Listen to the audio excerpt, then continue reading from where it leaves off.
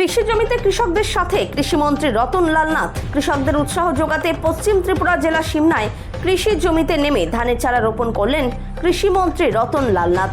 কৃষি ও কৃষক কল্যাণ দপ্তর মোহনপুর কৃষি উপবিভাগের অধীন সিমনার ঈশানপুর গ্রাম হাইব্রিড আমন ধানের চারা রোপণে এক কর্মসূচি নেওয়া হয়। উপস্থিত ছিলেন ত্রিপুরার কৃষি ও কৃষক কল্যাণ দপ্তরের মন্ত্রী রতনলাল নাথ, ত্রিপুরা কৃষি দপ্তরের অধিকর্তা ফণীভূষণ জমাতিয়া অন্যান্যরা। কৃষি জমিতে কৃষকদের মাঝে উপস্থিত হয়ে মন্ত্রী রতনলাল নাথ সকল কৃষকদের সাথে নিজ হাতে ধানের চারা রোপণ করেন। জমির পাশেই সকল কৃষকদের ত্রিপুরার ঐতিহ্যবাহী রিসা পরিয়ে সম্মান জানালেন মন্ত্রী রতনলাল নাথ। এরপর মন্ত্রী রতনলাল নাথ বললেন, আমাদের খাদ্যের মূল কারিগর এই কৃষকরাই, তাদের পাশে দাঁড়ানো, তাদের পরিশ্রমকে সম্মান জানানো আমাদের সকলের কর্তব্য। এর মধ্যে চাল উৎপাদনের সেকেন্ড পজিশনে আছে। এখন আমরা চাই 1 নম্বর এবং রপ্তানিতে আমরা 1 নম্বর। আমাদের মতো রপ্তানি চাল কেউ করতে পারে না। এবং আপনারা জানেন যে অনেক দেশ আছে, যেমন আমরা শুধু কৃষি বলতে ধান নয়, কৃষি অ্যালাইড, যেমন মাছ, আমাদের মাছ ছাড়া আমেরিকা, চীন, ইউরোপ, দক্ষিণ পূর্ব এশিয়া, জাপান আমরা এসব জিনিস রপ্তানি করি।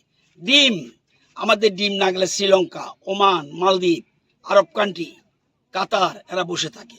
আমাদের দুধ না গেলে আরব, আমেরিকা, সিঙ্গাপুর, ভুটান তারা দুধের জন্য চেয়ে থাকে। বাংলাদেশ থেকে আমাদের এখান থেকে যায় চাল, গম, চিনি, কৃষিজাত সামগ্রী, কাপড়ের র ম্যাটেরিয়াল, ওষুধপত্র আমাদের এখান থেকে যায়। পাকিস্তানে আমাদের জিনিস যায়, খাদ্য সামগ্রী, তুলা, ওষুধপত্র, মশলা, বাসমতি চাল, কলা, আম, আদা, রসুন, আলু এগুলি যায়। অর্থাৎ আমরা এখন রপ্তানিতে এমন এক জায়গায় চলে গেছি, এই জন্যে আমাদের পৃথিবীতে এখন আমরা 4র্থ স্থানে চলে এসেছি। কিছুদিনের মধ্যে আমরা 3rd পজিশনে চলে আসবো। তো আমাদের মূল ভিত্তি হলো কৃষি। বলতে পারেন কৃষিমন্ত্রী আপনি দিকে খেতে নামলেন, এটা কৃষকদের অনুপ্রেরণা দেওয়ার জন্য। আরও যেন কৃষক, আমরা আমাদের ইয়াং জেনারেশন কৃষি বিমুখ হয়ে গেছে।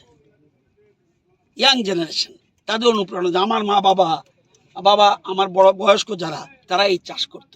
আজকে এখনো বিরাট সংখ্যক মানুষ চাষ করে এবং কৃষিতে কোটি কোটি টাকা ইনকাম করার সুবিধা আছে, লাখ লাখ টাকা মাসে রোজগার করার সুবিধা আছে। অনেক মৎস্য ব্যবসায়ী লাখ লাখ টাকা রোজগার করছে মাছ চাষ করে। কৃষি চাষ এবং আপনার আদা, আমাদের আদা জার্মান যায়, আমাদের পাইনাপেল বিদেশে যায়, আমাদের হলুদ বিদেশে যায়। অর্থাৎ কৃষিতে বিরাট সুযোগ রয়েছে এবং আমাদের দেশের প্রধানমন্ত্রী চাইছে কৃষিতে যেন আরও বেশি মানুষকে উজ্জীবিত করা যায়। এবং দেখবেন কালকে না পরশুদিন দেশের প্রধানমন্ত্রী আবার কিন্তু 20 কিস্তির PM কৃষক সম্মান নিধির টাকা পাঠাবে। আমাদের রাজ্যে প্রায় 45 কোটি টাকা কৃষকদের অ্যাকাউন্টে চলে যাবে।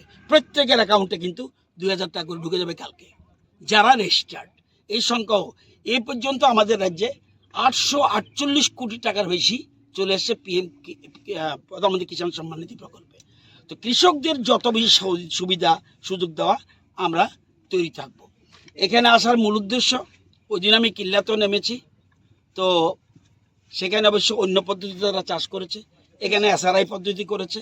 তো আমরা চাই যে আরও বেশি, আমাদের যে গ্যাপ 56,000 মেট্রিক টন শর্ট, এবার আমাদের টার্গেট এরমভাবে আমরা হাইব্রিডের দিকে নিচ্ছি, আবার হাইব্রিড নিচ্ছি। এবং আমাদের জানেন তো, আমাদের বীজ সার্টিফাইড বীজ। আমাদের মিজোরামের ধান কি লাগাবে ত্রিপুরা ঠিক করে দেবে।